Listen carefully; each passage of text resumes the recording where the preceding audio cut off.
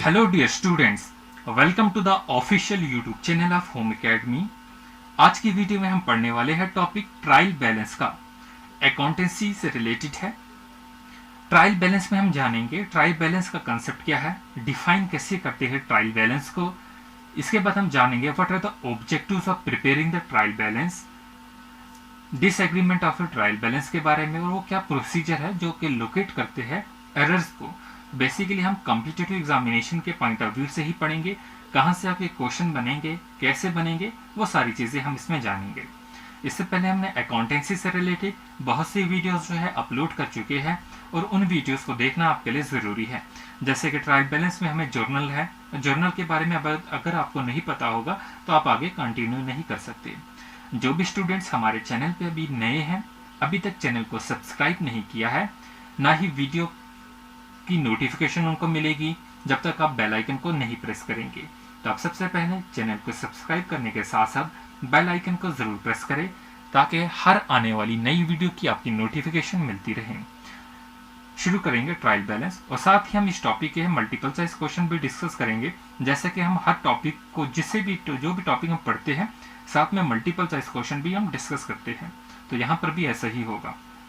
Trial balance की हम जो है इसका ये बेस जान लेते हैं, इसका मीनिंग क्या है, इसकी ज़रूरत हमें क्यों पड़ी। तो आप जानते हैं आपने बहुत से मेथड पढ़ लिए अभी तक, रिकॉर्डिंग के जो भी ट्रांजैक्शन आप रिकॉर्ड करते हैं उसके आपने बहुत से मेथड पढ़ लिए। आप जैसे ट्रांजैक्शन जर्नल्स में रिकॉर्ड करते हैं या जर्नल की सब डिवीजन जैसे कि सेल्स बुक में, कैश बुक में, परचेज बुक में आप ट्रांजैक्शन को रिकॉर्ड करते हैं। तो आपने उसके बाद ये भी देखा जो भी आप रिकॉर्ड करते हैं उसे बाद में लेजर में पोस्ट किया जाता है। तो लेजर में जो रिकॉर्डिंग होती है उसे पोस्ट किया जाता है बाद में लेजर में जर्नल की रिकॉर्डिंग्स को। So the process of recording and posting continuous through out the year. और ये जो प्रोसेस होता है कि पोस्ट करना, रिकॉर्ड करना और पोस्ट करना, यहाँ पर रिकॉर्ड कर दिया, यहाँ पर रिकॉर्ड कर दिया और फिर रिकॉर्ड के बाद जो पोस्ट करते हैं, ये प्रोसेस जो है कंटिन्यू रहता है पूरे साल। So at the end of this year, it become necessary to check the arithmetical accuracy of the books of account before the preparation of the final account. अब जब यहाँ पर आपने रिकॉर्ड कर लिया, रिकॉर्ड के बाद पोस्ट भी कर लिया, अब यहाँ पर ये भी पॉसिबिलिटी हो सकती है कि कहीं ना कोई एरर होगा। तो हम ये देखेंगे कि वो एक्यूरेसी कितनी है, अर्थमेटिकल एक्यूरेसी को चेक करना है। और अर्थमेटिकल एक्यूरेसी को चेक करना क्यों है, ताकि हम जो भी फाइनल अकाउंट बना रहे हैं उसमें कोई भी एरर ना हो। So the process of recording and posting continues throughout the year, we all know. So at the end of this year, it became necessary to check the arithmetical accuracy of the books of the account before the preparation of the final account. So for this purpose, we prepare a statement called the trial balance. तो इसी के लिए हम एक statement बनाते हैं। For this purpose, we prepare a statement called the trial balance. और उसी स्टेटमेंट को हम क्या कहते हैं, ट्रायल बैलेंस कहते हैं। तो ट्रायल बैलेंस जो है क्यों बनाए जाते हैं ये आपको पता चल गया। जो भी हम अर्थमेटिकल एक्यूरेसी जो है वो चेक करने के लिए हम ट्रायल बैलेंस जो है वो बनाते हैं। होपफुली जो है इतना क्लियर हो गया होगा। तो अब हमने इसमें पढ़ना है ट्रायल बैलेंस से रिलेटेड क्या क्या इंपॉर्टेंट चीज़ें हैं।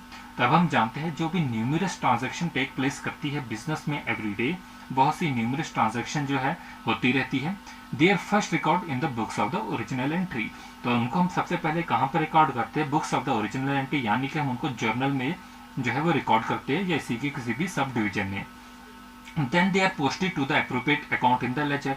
और उसके बाद जर्नल के बाद जो है उन्हें पोस्ट किया जाता है, कहाँ पर पोस्ट किया जाता है, लेजर में। Each ledger account is balance periodically. और यहाँ पर जो भी लेजर में अकाउंट होगा उसको हम बैलेंस करना पड़ता है, इसे पीरियडिकली बैलेंस करना पड़ता है, जैसे कि हम लेजर में जो है उसी वीडियो में हम पढ़ेंगे अभी। So as to ascertain the net effect of the various transaction posted therein. तो हमने ये देखना है जो भी नेट इफेक्ट होगा, जब लेजर में हमने पोस्ट कर दिया उसमें जो नेट इफेक्ट होगा उसका जो है वो नेट इफेक्ट हमने देखना है, क्या यहाँ पर जो भी ट्रांजैक्शन होगी वो ठीक हुई है या नहीं हुई है। So the quality and the reliability of the result obtained, वो बहुत चीज़ों पर डिपेंड करती है।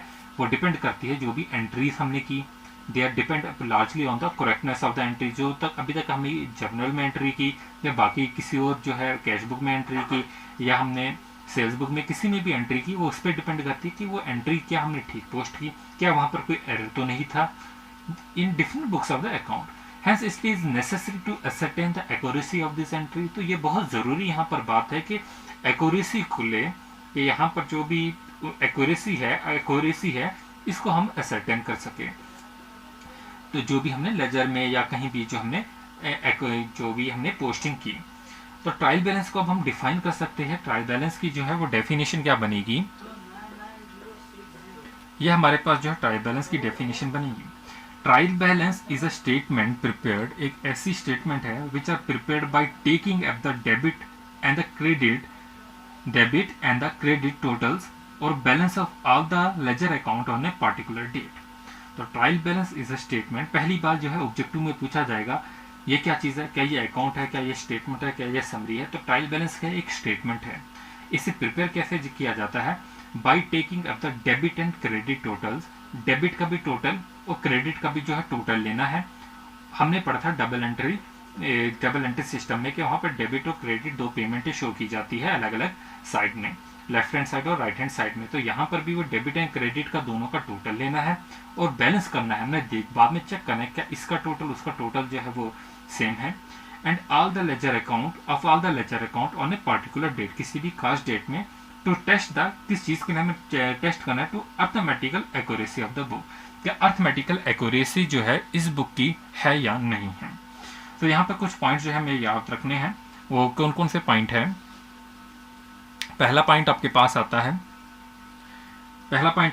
It is necessary to prepare a trial balance before preparing the final account. तो जब भी आपने फाइनल अकाउंट बनाना है उससे पहले हमें क्या जरूरत पड़ती है कि ट्रायल बैलेंस को बनाएं। तो इट इज नेसेसरी, बहुत जरूरत पड़ती है to prepare a trial balance before preparing the final account. अब ट्रायल बैलेंस कौन बनाते हैं, जो भी डबल एंट्री सिस्टम का यूज कर रहे हैं उनको जो है वो ट्रायल बैलेंस को जो है वो मेंटेन करना पड़ेगा। So it verify the arithmetical accuracy of the books of the account. ये क्या चीज वेरीफाई करेगा, अर्थमेटिकल एक्यूरेसी को वेरीफाई करेगा, of the books of the accounts. तो यहां पर एक दो मल्टीपल चॉइस क्वेश्चन पहले इतने में से देख लेते हैं। Question number 1, trial balance is used to check the accuracy of. Trial balance का हम यूज करते हैं किस चीज की एक्यूरेसी को चेक करने के लिए, balance sheet balances, ledger account balances and cash flow statement balances या इनकम स्टेटमेंट बैलेंसेस। तो जैसे अभी हमने जाना, सबसे पहले हम रिकॉर्डिंग ट्रांजैक्शन करते हैं, फिर जर्नल में एंट्री करते हैं और जर्नल के बाद हम लेजर में पोस्ट करते हैं और लेजर के बाद हम क्या बनाते हैं, ट्रायल बैलेंस। तो यहाँ पर हम किसकी एक्यूरेसी चेक करते हैं, लेजर अकाउंट के बैलेंस की। जैसे कि हम यहाँ पर जो है वो देख सकते हैं, तो हमारा काम क्या होगा, ट्रायल बैलेंस बनाने के लिए पहले ट्रांजैक्शन की रिकॉर्डिंग होगी, फिर जर्नल बनाया जाएगा और जर्नल के बाद पोस्ट किया जाएगा लेजर में और लेजर के बाद जो है ट्रायल बैलेंस बनाए जाते हैं। तो इतना जो है वो आपको पता होना चाहिए, क्लियर भी हो जाना चाहिए। तो यहाँ पर एक और क्वेश्चन देखते हैं, when is trial balance prepare. Trial balance जो है वो कब बनाए जाते हैं, at the end of the accounting period, at the end of the year, frequently during the year and at the end of the month. तो अभी जैसे कि हमने पढ़ा, they are prepared at the end of the accounting period, accounting period के end में बनाए जाते हैं। एक और क्वेश्चन देख लेते हैं, यहाँ पर हमारे पास एक और क्वेश्चन है, ट्रायल बैलेंस क्या है, is a statement, is a account, is a summary और is a ledger. Trial balance क्या है, एक ऐसी स्टेटमेंट है, तो आपका ऑप्शन जो होगा वो क्या होगा, स्टेटमेंट। फॉर्मेट देख लेते हैं ट्रायल बैलेंस का। ट्रायल बैलेंस लिखा जाता है, नेम ऑफ द फर्म, जो भी कंपनी होगी उसका नाम लिखा जाएगा, as on date of preparation, date यहीं पर लिखी जाएगी। Then we have name of the account, debit balance और क्रेडिट बैलेंस। तो ये जो बेसिकली जो है ये फॉर्मेट रहता है किसका, ट्रायल बैलेंस का। तो आप देख सकते हैं, the names of each account having the debit balance as shown in the debit column. जो भी डेबिट बैलेंस होगा वो डेबिट कॉलम में शो किया जाएगा और क्रेडिट बैलेंस जो होगा क्रेडिट कॉलम में शो किया जाएगा।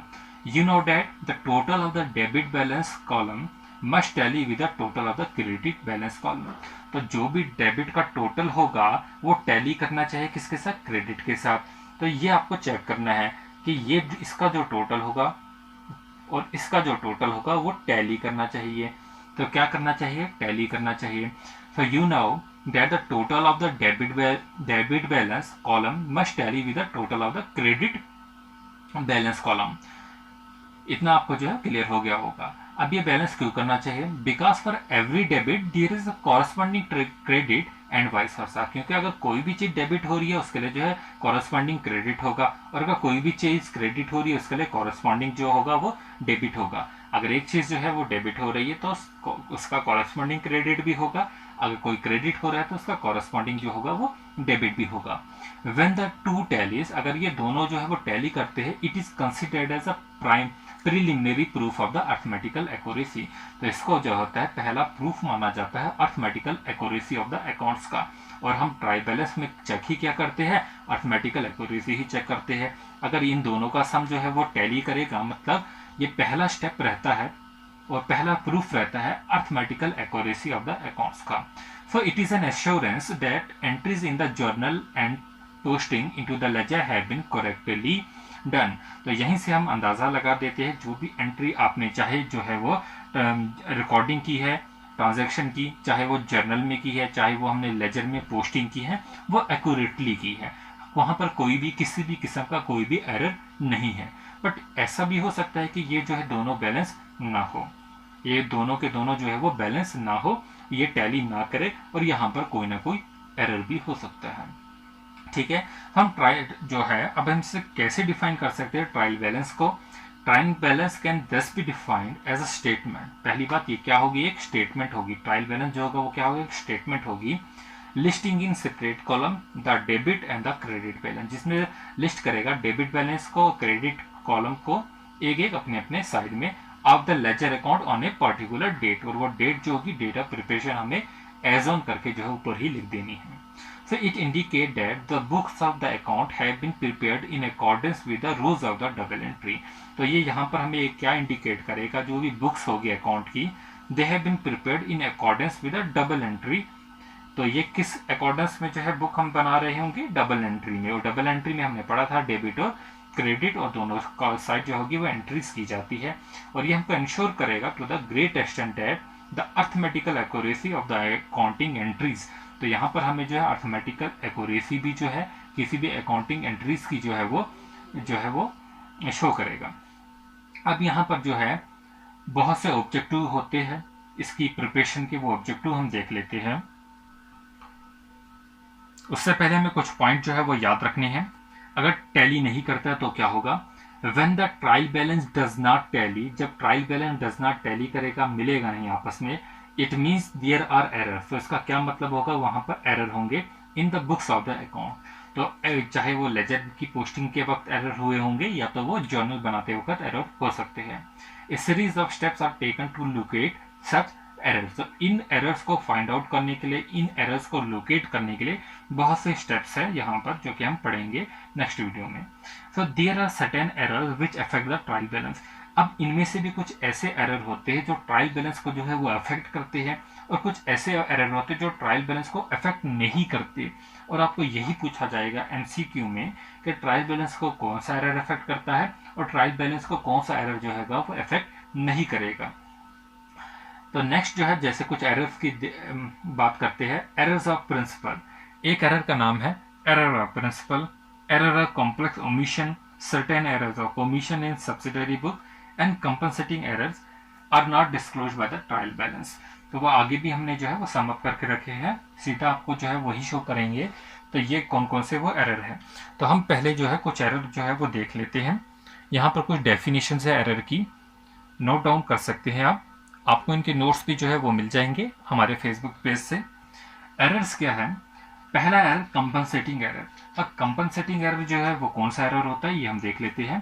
कंपनसेटिंग एरर यहाँ पर देख लेते हैं, अ ग्रुप ऑफ एरर, एक ऐसा group of error where in the effect of an error is counter balance, जहां पर जो इफेक्ट होगा एरर का उसको काउंटर बैलेंस किया जाएगा और कंपनसेट किया जाएगा by the effect of one और मोर error as a result of which the agreement of trial balance remains unaffected। तो कंपनसेटिंग एरर में क्या होता है, अगर एक एरर होगा तो उसके लिए जो होगा, सपोज डेबिट साइड हो गया तो उसके लिए जो है काउंटर जो है एक और एरर हो से हम कंपनसेट कर लेते हैं उसको। तो अगर दोनों साइड एरर हो जाएगा तो हमारे टोटल में जो होगा कोई भी फर्क नहीं पड़ेगा, तो हमारे ट्रायल बैलेंस में कोई भी इफेक्ट नहीं पड़ेगा। तो आपको इसके लिए याद रखना होगा, no effect on the trial balance by the compensating error. और कंपनसेटिंग एरर से जो है आपके ट्रायल बैलेंस पे कोई भी जो है वो इफेक्ट नहीं पड़ता। तो याद रखेंगे आप। सपोज मैं एक एग्जांपल ले लेता हूं, an accountant posted for ₹500 less. इस साइड जो है लेटेस्ट सपोज जो है अकाउंटेंट ने 500 रुपये जो है वो कम जो है वो पोस्ट किए इन the debit side of the purchase account. At the same time he also posted 500 less in the credit, और फिर मतलब उसने 500 जो है क्रेडिट के साइड पे जो है वो कम पोस्ट कर दिए ऑन द सेल्स अकाउंट। ठीक है, फिर in this case an error have been compensated by another error. तो यहाँ पर जो होगा एक एरर जो होगा वो कंपनसेट हो जाता है दूसरे एरर से। Such errors are called compensating error and will not affect the trial balance. तो ऐसे एरर को हम क्या बोलते हैं, कंपनसेटिंग एरर कहते हैं, और ये एरर जो होते हैं वो ट्रायल बैलेंस को अफेक्ट नहीं करते। Next is error of the principle. अब एरर्स ऑफ द प्रिंसिपल के बारे में पढ़ेंगे। तो नाम ही है कि प्रिंसिपल, तो मतलब ये एरर क्यों होता है। अगर हम अकाउंटिंग के जो हमने जनरल रूल्स पढ़े थे, गोल्डन रूल्स ऑफ अकाउंटिंग जो हम पढ़े थे, ये उनको फॉलो अगर नहीं करते हैं तो जो है तो यहाँ पर एरर होंगे, जो वो एरर ऑफ प्रिंसिपल होंगे। पढ़ेंगे an error committed by ignoring और misapplying some principles of accounting, जो कि हम गोल्डन रूल ऑफ अकाउंटिंग पढ़ चुके हैं।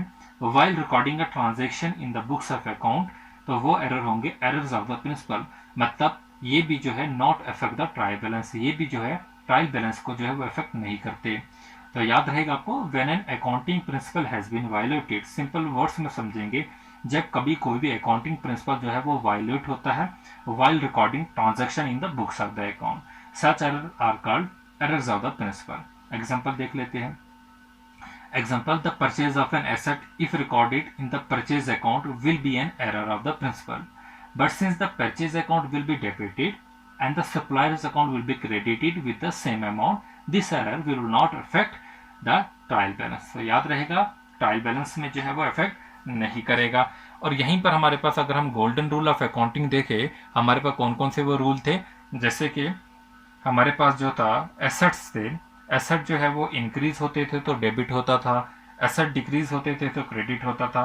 ये जो हम रूल पढ़े थे, ठीक है, और इसमें जो हमने पर्सनल अकाउंट के भी रूल पढ़े थे, जैसे कि इन पर्सनल अकाउंट के बारे में पढ़ा था, debit the receiver, credit the giver, ये वाले जो रूल पढ़े थे, इनको अगर वायलेट करता है तो भी हमारे पास कौन सा एरर होगा, एरर्स ऑफ द प्रिंसिपल जो है एरर होगा।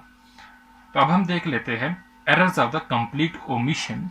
बेसिकली ये जो है कंप्लीट वर्ड नहीं है, एरर्स ऑफ द ओमिशन है। और एरर ऑफ द ओमिशन जो होते हैं वो दो टाइप्स के होते हैं, या तो ओमिशन कंप्लीट होगी या तो ओमिशन पार्शियल होगी। पार्शियल मतलब हाफ हो जाए या हाफ से कम या ज्यादा। तो when A transaction is completely omitted, जब ट्रांजैक्शन को भी कंप्लीटली जो है वो क्या होती है, completely omitted from being recorded in the books of the account, the resultant error are called the errors of the complete omission. तो ऐसे एरर को हम क्या बोलते हैं, errors of the complete omission, and it also not affect the trial balance. तो क्या मतलब, if a transaction is completely omitted from being recorded in the books of the account, अगर जो है ट्रांजेक्शन कोई थी और आप भूल गए, उससे लिखना ही भूल गए, सम ओमिशन जो होती है वो भी इफेक्ट नहीं करती है ट्रायल बैलेंस को, क्योंकि आपने ट्रांजेक्शन जो है वो लिखी ही नहीं है, मतलब डेबिट साइड भी नहीं और क्रेडिट साइड भी नहीं। तो यहाँ पर जो है तो ऐसी ट्रांजैक्शन को जो है हम क्या बोलेंगे, ये जो है कंप्लीट ओमिशन हो गई। तो errors of the partial omission भी इसमें आता है। तो one transaction is partially omitted from being recorded in the books of the account. तो यहाँ पर जो एरर होंगे पार्शियल वाले में देख लेते हैं। When transaction is partially omitted, तो यहाँ पर जो ट्रांजैक्शन है वो पार्शियली जो है वो ओमिट की गई है from being recorded in the books of the account, the resultant errors are called the errors of the partial omission. तो यहाँ पर जो होगा वो ट्रायल बैलेंस जो होगा उस पर अफेक्ट हो जाएगा। लास्ट आता है errors of the commission. Errors of the commission जो होगा इसे हम जो है क्लेरिकल एरर भी कहेंगे। एक clerical error committed by the accountant while recording और posting of a transaction is called the error of the commission. अब यहाँ पर कलर से जो एरर हो रहे हैं, मतलब ये जो है नेग्लिजेंस है अकाउंटेंट की। So this type of error happen due to the negligence of, किसकी नेग्लिजेंस होती है यहाँ पर अकाउंटेंट की, and can not be located by preparing the trial balance. उसको हम लोकेट नहीं कर सकते जब भी हम ट्रायल बैलेंस को जो है वो प्रिपेयर कर रहेंगे। सपोज क्यों नहीं हम लोकेट कर सकते, क्योंकि ये जो इफेक्ट होता है ये इफेक्ट करेगा ट्रायल बैलेंस को, याद रखना। क्योंकि due to the wrong posting, अगर पोस्टिंग ही रॉन्ग है, टोटली अगर समअप भी रॉन्ग कर लिया या रॉन्ग बैलेंस जो है वो रिकॉर्ड कर लिया, तो हम इसको कैसे लोकेट करेंगे। कहीं पर एंट्री जो है 10,000 की करनी थी और उस जो है अकाउंटेंट ने है 100 रुपीज़ की एंट्री कर दी, तो ये पूरी की पूरी को जो होगा वो क्या कर देगा, हमारे लेजर को जो भी हम ट्रायल बैलेंस है उस पर एक बहुत बड़ा इफेक्ट हो जाएगा। तो अगर पोस्टिंग ही रॉन्ग हो जाए, तो ये जो थे कुछ एरर्स थे हमारे। तो ये क्वेश्चन कुछ आएंगे, error disclosed by the trial balance और errors not disclosed by the trial balance. Directly multiple choice question में पूछे जा सकते हैं ऐसे एरर जो कि डिस्क्लोज किए जाते हैं ट्रायल बैलेंस के जरिए, और error not disclosed by the trial balance. तो errors which are disclosed by the trial balance, जैसे कि रॉन्ग कॉस्टिंग।